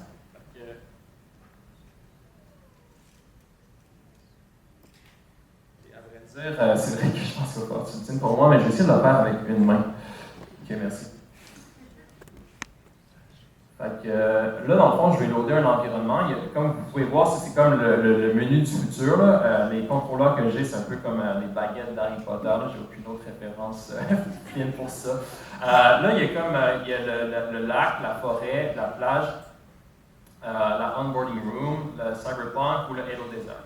Le Halo Desert, c'est un peu notre bac à sable là, que je vais loader en premier. Donc là, ça dit que ça prépare mon espace virtuel. Puis là, on voit par qui à droite c'est écrit. Moi, en fond, j'ai une vision beaucoup plus large que la vision que vous voyez à l'écran. J'ai une vision 120 degrés. Fait que je vois un peu à l'intérieur du casque comme on voit la réalité. Fait que j'ai arrêté de parler. Non, je suis pas ça. Fait que là, pour se téléporter, j'ai inversé mes mains. Moi, j'appelle la main gauche, dans la main droite. Pour me téléporter, dans le fond, j'appuie sur mon pouce. Puis je peux aller n'importe où parce que c'est comme ça qu'on se téléporte dans la réalité virtuelle. On pointe où on veut aller. Quand on clique une autre fois, on se retrouve là. Fait que, c'est quand même assez simple. Je peux comme me tourner, je pourrais avancer, je pourrais reculer, en tout cas on comprend. Je l'ai poussé avec le micro, fait que je ne le ferai pas. Là, ici, j'ai un laser, un peu comme un pointeur laser dans les PowerPoint. Je pointe l'arbre, l'arbre devient en surbrillance. Puis je suis en mode créateur, donc je peux comme déplacer mon arbre, je peux planter où que je veux. Aussi, j'ai un menu dans le fond qui est accessible ici où j'ai ma collection. Puis je parlais tantôt du menu Hula Hoop. Donc je m'en vais le chercher, puis je peux loader dans le fond n'importe quelle catégorie d'objets. J'ai mis des objets vraiment random hier parce que je ne savais pas comme quoi ça allait porter vraiment la création que j'allais faire aujourd'hui. Puis là, maintenant, j'insère une table. Ben, je peux comme la laisser là, je peux ensuite la scaler. En principe, j'ai pris mon arbre, j'ai positionné mon arbre ici, je vais aller chercher, je vais téléporter ici, je vais prendre la table. Okay, je vais la prendre de même, elle va dire, je vais juste la poser ici, ça va être une mini table. Hop là, good. OK, puis, désolé, ouais, tu vas me suivre. Fait que, dans le fond, je peux prendre avec mes mains mes objets, je peux importer d'autres objets que je voudrais, puis je pourrais créer, dans le fond, je vais prendre comment ça s'appelle, le télescope, je vais le mettre sur la table que je viens de mettre ici, mais tu sais, je pourrais créer rapidement, si je me recule, un monde donc virtuel. C'est sûr que là, ça ne tient pas debout parce que j'ai un arbre et un télescope, mais rapidement, en quelques clics, je peux arriver à créer un monde qui n'existe pas, puis je peux ressortir dans mon Basecamp, puis me retrouver un peu comme dans le monde de l'architecte dans la matrice, puis sortir de Hello Desert, puis aller dans une forêt. Voilà, forêt, c'est mieux. Je ne vais pas sauvegarder la scène.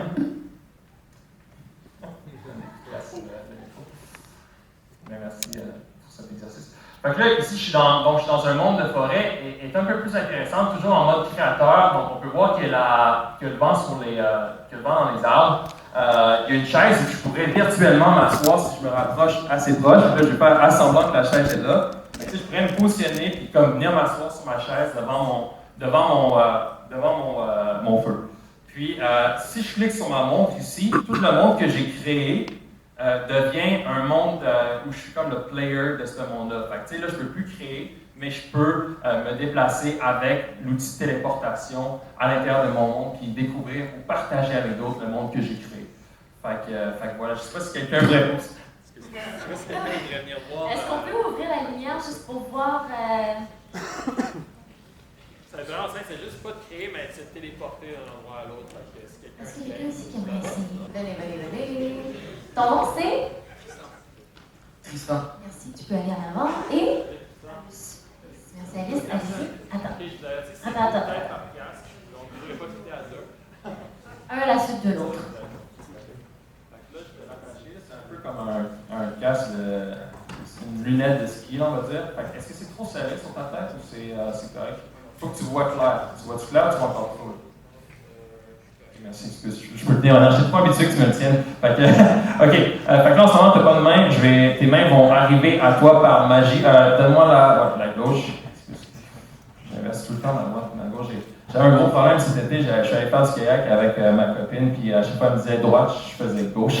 Donc, ça partait mal. OK. Je t'ai ouvert ouais, parfait. Là, la seule chose qu'il va falloir que tu fasses dans cette expérience-là, vu qu'on n'a pas tant de temps, mais c'est pour visualiser à quoi ça ressemble le futur de notre réalité, qui est la réalité virtuelle dans ce cas-là, c'est de mettre ton pouce ici, je sais que tu ne vois pas, mais puis là, ce pouce-là, quand tu repèses dessus, tu vas apparaître là où la flèche te montre. Fait que c'est sûr, tu peux te tourner à droite, parce que là, tu t'es porté devant la roche, mais exact. Puis, dans le fond, si tu veux, essaie de trouver, on va dire, le feu de bois. Fait que là, dans le fond, ce que tu vois autour de toi, c'est les textures qui ont été utilisées pour créer et les objets qui ont été créés, c'est des objets qu'on appelle 4K, donc haute définition. C'est pour ça que tout ce qui ressort a l'air d'être comme proche de la vraie vie. Je t'ai désactivé le fait que tu puisses prendre des choses, là, juste pour l'histoire de la démo, là. Mais, bien sûr, d'avoir un environnement contrôlé. Mais tu vois que la prise en main est quand même assez rapide. Tu ne peux pas te téléporter dans le lac, mais tu peux te téléporter proche du lac. Parce que sinon, le monde avait peur de se noyer. Donc c'est ça. Dans le fond, l'autre chose que tu pourrais faire, à vrai dire, c'est que tu regardes sur tes contrôleurs. On peut aller à une étape plus loin. Puis avec ta main gauche, encore une fois, excuse-moi si j'inverse la gauche ou la droite, gauche, elle, pointe ton bras droit. Il y a comme une montre intelligente dessus, sur ton poignet. Pointe avec ton bras gauche ta montre droite. OK, à vrai dire, j'ai oublié de dire, en dessous, tu as une gâchette comme sur un gun. Là, c'est comme apprendre un peu comment fonctionne la souris. Fait que gun ta main droite avec ta main gauche, mais comme dans le fond, comme ça. C'est juste la... Ouais, exact. Faut que tu ailles dessus gun. Parfait. Là, tu es rendu dans le fond en mode créateur. Touche à rien là-dedans pour l'instant, parce que c'est un projet en cours que j'ai. Puis j'ai pas ça d'avoir le backup. Fait que pointe, il y a comme un menu maintenant qui est apparu. Fait que va sélectionner avec ton pointeur laser en bas à gauche. Ouais, exact, ça s'appelle Basecamp. Non, excuse, au centre. Ouais, tu l'as. Excellent! Fait que tu vois, ça prend environ une minute à prendre en main comment fonctionnent les interfaces du futur. L'autre de la plage de beach. Puis va sur le play, par contre, le bouton play à droite, pas sur la montre. À côté de beach, il y a comme un petit bouton play. Ouais, parfait. On va rentrer en mode play directement, pas en mode créateur. Ah oui, OK. Fait que pour la plage, OK, ouais, t'es en construction, c'est pour ça que tu vois-tu du mauve de ton côté? OK. Fait que sors de la plage. La montre, ouais, exact. OK. Clique sur le menu. Ouais, c'est bon, t'es correct, le menu est là. Non, repère sur la montre. Yes. Ton menu était là, tu l'avais bien fait. Parfait. Regarde tes mains maintenant, regarde tes deux mains, tu vas voir le menu. Va sur le Basecamp. Cool. Maintenant, on va changer, on va aller avec l'autre personne. Attends, je t'aide à te desserrer. Tiens ton casque pendant ce temps-là et tu peux l'enlever en principe. Merci. Bravo. Parfait. Merci à toi. En quelques secondes, comment tu as trouvé ton expérience? Est-ce que c'était compliqué? Est-ce que c'était facile à manipuler? C'était compliqué au début, mais après, quand j'ai compris, c'était facile. C'était prendre les fixer, Est-ce que c'est quelque chose qui t'a toujours intéressé? Ah ouais. Donc, il faut toujours essayer tout ça. Écoute, tu es la bonne personne avec toi. C'est une superstar qui se promène partout autour du monde, Harold. Donc, tu peux le suivre également. On peut te suivre sur les réseaux sociaux, Harold? On peut te suivre sur les réseaux sociaux, Harold? Oui, on peut te suivre Harold Zimmer sur Twitter, même chose, le même handle pour Instagram, puis Harold Zimmer sur LinkedIn. Je suis plus sur Snapchat. Peut-être qu'il veut réserver pour lui-même. Donc, entre-temps, Michel, pour terminer, est-ce qu'on a des questions pour Harold? OK, c'était tellement clair que ça y est. Oui, puis bouton play. Yes. Parfait, tu as tout compris ça. Excellent. J'espère que le like est pas. Yes. Fait que là, pour te téléporter, il faut juste que tu mettes ton pouce sur là-dessus, puis tu pointes, tu vas exactement comme ça. Fait que, tu sais, dans le fond, quand on voit une autre personne l'avoir fait, c'est encore plus facile. Comme, tout de suite, c'est quoi déjà ton nom? Alice. Oh, ça fait bien, Alice, pour ça. Fait que Alice est capable de pouvoir justement aller dans le lac et se déplacer dans le mode play. En même temps, est-ce qu'on peut prendre une question? Oui, on va prendre une question en même temps que tu te déplaces. Tu peux switcher, en tout cas, mettre sur la montre et aller dans deux comptes. Libre à toi d'essayer de découvrir ou de briser l'environnement. Donc, est-ce que vous pouvez vous présenter? Oui, bonjour, alors je m'appelle Julien. Merci beaucoup d'être là. Tu as amené un aspect super pratique. Tout le monde est fasciné, je pense, par l'intelligence artificielle, par la réalité augmentée, par la réalité virtuelle. La question se prête particulièrement sur la réalité augmentée. On voit que dans ton système, on a du 4K. C'est quoi l'avenir de la réalité augmentée? Est-ce que tu peux imaginer, par exemple, que les gens auraient leur réalité constamment augmentée? À quel genre de qualité on pourrait s'attendre? Oui, très bonne question. Puis j'espérais que cette question se pose parce que tantôt, j'ai failli oublier d'en parler. Fait que merci de me rappeler ça. Il y a quelque chose qui s'en vient dans nos vies que pas beaucoup de gens entendent parler en ce moment dans le monde public, mais ça répond à la question à l'instant. C'était le AR Cloud ou le nuage de la réalité augmentée. Donc, le AR Cloud, c'est une course contre la montre. Des gros joueurs comme Apple, Microsoft avec Azure, puis Niantic qui ont Pokémon Go, c'est-à-dire de posséder des points GPS pour pouvoir les augmenter avec des hologrammes. Donc, que votre filtre Snapchat devienne dans le fond un filtre à même les lunettes, donc Snapchat 2.0, plutôt 3 puis 4.0, là, mais que je parle de version et non pas du 4.0 qu'on parle ici. Mais que, dans le fond, notre monde, à nous, comme les élections qu'on parlait tantôt, là, qu'on voit Justin ou les autres là, candidats qui se sont présentés, au lieu qu'il y ait des pancartes, qu'ils soient augmentés. Quand je dis 4K, c'est la fidélité de la résolution des objets versus la première fidélité que j'avais montrée avec le Hello Desert. Hello Desert, on appelle ça le style, ça s'appelle Low Polygon. Puis ça s'appelle photoréalistique / high polygon. Des polygones, c'est ce qui forme les objets tridimensionnels. Les polygones sont faits de triangles. Plus que tu ajoutes de triangles, plus que tu ajoutes de calculs graphiques sur ton processeur, plus que ça devient lourd à loader, à charger. Fait que c'est pour ça que c'est comme une balance entre les deux. On va prendre une dernière question s'il y a quelqu'un qui en a une. Oui, ici. Oui, j'imagine que tu connais un peu Futurama. Oui. Il y avait un épisode dans lequel il mettait des lunettes, puis il pouvait se connecter à Internet via la réalité augmentée. C'est-à-dire aller, par exemple, dans un magasin en réalité virtuelle, puis acheter des choses sans forcément être physiquement dans le magasin. Ouais. Est-ce que tu penses que c'est un avenir qui serait potentiellement possible? Oui, puis une autre bonne question à dire. Je vais répondre par la fin par rapport à Fortnite. Fortnite vend à chaque mois en skin virtuel environ 300 millions de dollars de skins. Fait que ça fait que c'est annualisé à 4,2 milliards de dollars par année en vente de stuff digital. Nike vend environ 30 milliards par année. Fait que Fortnite vend comme il est à 6 fois de vendre autant que Nike. Mais c'est juste des choses virtuelles. Fait que je crois que l'arrivée du Edge Computing, qui est le 5G, va venir de faire en sorte que cette vision-là va devenir réalité. Mais l'horizon de temps, je pense que c'est entre 2023 et 2025 que ça va se passer. Et la dernière question. Ton nom, c'est? Olive. Est-ce que vous connaissez l'anime Sword Art Online? Oui. Dans cette anime, le personnage principal, il est transporté dans un monde virtuel où quand il y a un casque, et quand il n'est pas vraiment en vie, il est en train de dormir, et toutes ces nerfs ou ses cerveaux, ils sont concentrés à contrôler les bras et le corps virtuel. Okay. Est-ce que c'est possible de faire ça? Ça, c'est un projet en ce moment en cours. Ça s'appelle le ANA, A-N-A, Avatar X Prize. Le X Prize a été lancé par Diamandis, Peter Diamandis, c'est ça? Non? C'est la Singularity University qui font les X Prize, bref. Puis ils sont en train de travailler là-dessus. ANA, c'est une compagnie aérienne du Japon.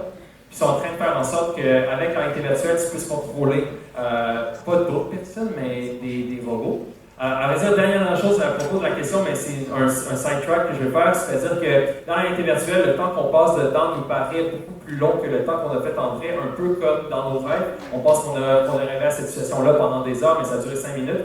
Fait qu'en ce moment, ils sont en train de voir si on peut pas hacker notre cerveau afin de pouvoir nous faire croire qu'on a étudié pendant aussi longtemps, mais ça a duré juste 5 minutes. Fait qu'apprendre plus en moins de temps, un peu comme Neo dans la Matrice quand il apprend le temps. Je me demandais, est-ce qu'il y en a qui connaissent Hatsune Miku? Oui, ok, quelques personnes. Donc, pour ceux qui ne connaissent pas Hatsune Miku, toi tu la connais, en fait, c'est clair, tu la connais? Oui. Oui. Donc, c'est une pop star japonaise vocaloïde et en fait, on la voit dans ses concerts en hologramme. Qu'est-ce qui arrive, c'est que les gens ont des bâtons luminescents parce que, normalement, lorsqu'on a notre cellulaire, on ne la voit pas nécessairement et elle commence à disparaître. Donc, elle a vendu à guichet fermé, autant au Japon qu'aux États-Unis. Je me demandais, est-ce que peut-être éventuellement avec les casques de réalité virtuelle et réalité augmentée, ça va venir éventuellement parce qu'on va constamment la voir. Donc sur ce, on dit que c'est terminé, que je n'ai plus le temps. Donc merci énormément Harold de participer à l'exercice.